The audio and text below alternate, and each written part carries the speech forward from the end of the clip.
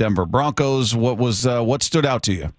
I thought it might be the best tackling performance I've ever witnessed in watching an NFL game by the Seahawks.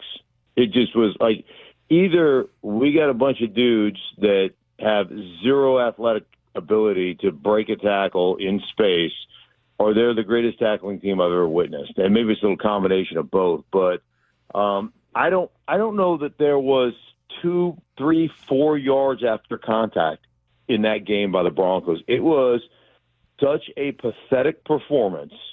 But,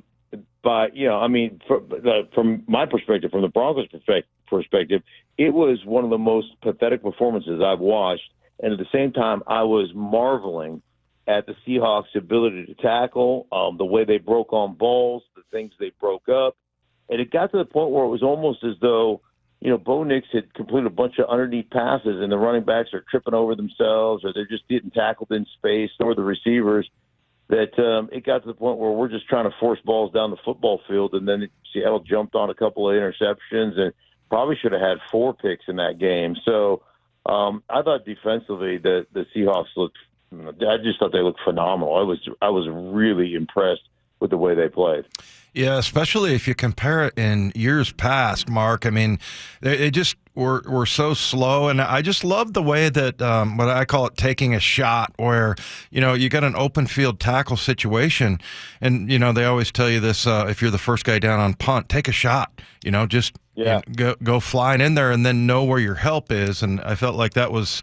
That definitely is a Mike Macdonald thing. It was something markedly different that you noticed if you had watched the Seahawks the last, 3 to 5 years.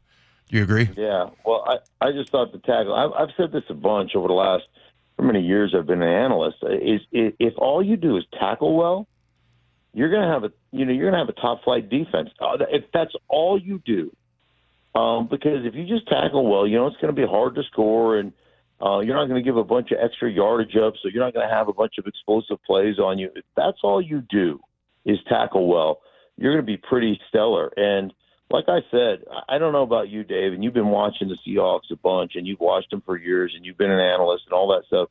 But I don't remember seeing a better tackling game by a defense than what I witnessed on Sunday. I thought they were amazing. Yeah, it was kind of like Legion of Boom, I would say, era. Those guys would win 7-on-7 situations. Their defense, they were so fast. So, and what's kind of interesting, you got Tyrell Dodson, and I thought, if it wasn't Julian Love, who had the best game, maybe it was him. And he's played like 13 snaps he had 13 starts in Buffalo, and it's not like he's super experienced. And I don't know, everybody just looked different in that defense. And I don't know if it's just the things that Macdonald has said, or it's freeing him up, or it's the scheme or whatever, but they all seem to be on the same page and communicating. And it's just, I don't know. I didn't think that just his system throwing it in there would make that dramatic of a difference, but it just seems to make players into better players. I was talking about Julian Love. He kind of looked like Devin Witherspoon to me. I mean, the way he was flying around. So, and last year, Spoon was the only guy that was really doing anything on defense. Yeah, I thought it was pretty remarkable. And some guys have just a really interesting ability to kind of, put together a system so that everybody knows what their responsibility is, and then can fly around, you know how it is as a player, man. When you quit thinking, thinking is not my strong suit, never has been. I'm not a good thinker. I just have never really been, into the thinking thing. There's nothing you can get from a book you can't get twice as fast off TV. So the whole thinking thing. Come on now. You know what? I am out of the thinking business. Reading is so dumb. Yeah, right? They say it's fundamental. My ass. Anyhow, when you can just play free and you can just not think and just fly around and hit people, it's amazing. It's amazing what happens to you as a unit, as a group. And, they were all tied together, knew their leverage. One of the things about playing offensive line all the years I played is one of the things I always did as I'm walking up the line of scrimmage is understand where I could get beat. where I can't get beat, but where I can get beat. And so then it would just be a matter of, hey, I can't get beat to my outside, right? I've got late help coming from the inside, so I cannot get beat to my upfield shoulder. So I'm going to set to take that away, and I'm going to force the guy or funnel the guy back to where I can get beat, where my help is late. And so it's the leveraged opportunities, the understanding, like you said, come take a shot, but make sure you take that shot with the proper leverage. So if you do happen to miss, you're going to force them right into where all the help is coming. The cavalry's coming. And those things, like when you can play that way and you can free yourself up, it's amazing how fast you can play the game. And there was no question in my mind watching those two teams. One team on the on that side of the ball was playing at a much faster level than the other team, and that team was obviously the Seahawks. What was your takeaway from the first half, specifically the O-line play of the Seahawks? Because there was a lot of panic. There was a lot of, kind of looking at each other like, what's going on around here? I mean, the first play was a sack. The very next play, Geno gets hit, throws a pick. I mean, it was bad. Yeah. What is that? Just hey, guys playing together for the first time in a real game and finding a rhythm, or what did you see? Yeah, I think that there's that aspect of it. I think the thing that was interesting, they got pretty much just like the Broncos got kind of manhandled early in that game. The defenses were way ahead of the offenses.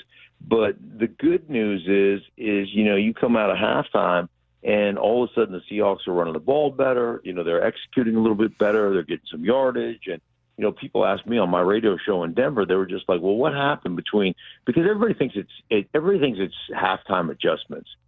People think, like, it's amazing how dumb people are.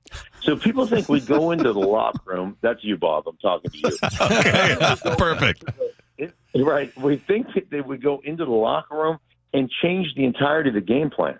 Like, hey, scrap pile everything we're doing, you guys. We're going to go from a zone run team. We're going to go to the gap scheme now. That's not how it works. You go in and you say, hey, man, they're playing to this formation or this personnel grouping. This is what they're playing. So here's how we're going to attack that in the context of what we're already running. So, a lot of people think that, you changed, you made a big halftime adjustment. No, you stayed the course. Like, I'll never forget talking to Brian Dable in 2022. The Giants started the season 7-2. And I'm doing a Giants game, and there's all kinds of articles in the New York Post and Daily News about, the halftime adjustments of the New York Giants. They're just incredible. They're crushing teams at the second half because their coaches are so much smarter than everybody else, and they're making adjustments. And so I flop some articles on the table. I'm talking to Brian Dable. I go, okay, give me the skinny. What's the halftime adjustments? He goes, halftime adjustments. He's like, my ass. He goes, I call up to Mike Kafka, our offensive coordinator. I go, hand it to 26 and then throw it to 26 and then hand it to 26 again and then throw it to 26 again. I go, that's my halftime adjustment. How many times can we put it in Saquon Barkley's hand in the second half? And sometimes it's just a matter of, understanding the pace of the game, understanding what they're doing to you. You're going to have a couple of bad plays here and there, but you're going to adjust to the way they're trying to play you. And then it's just about consistency. Let's continue to stay the course with what we're doing. Let's just execute a little bit better. And all of a sudden, a couple of plays happen for you. The next thing you know, you're rolling a little bit. You put a drive together. You score a touchdown.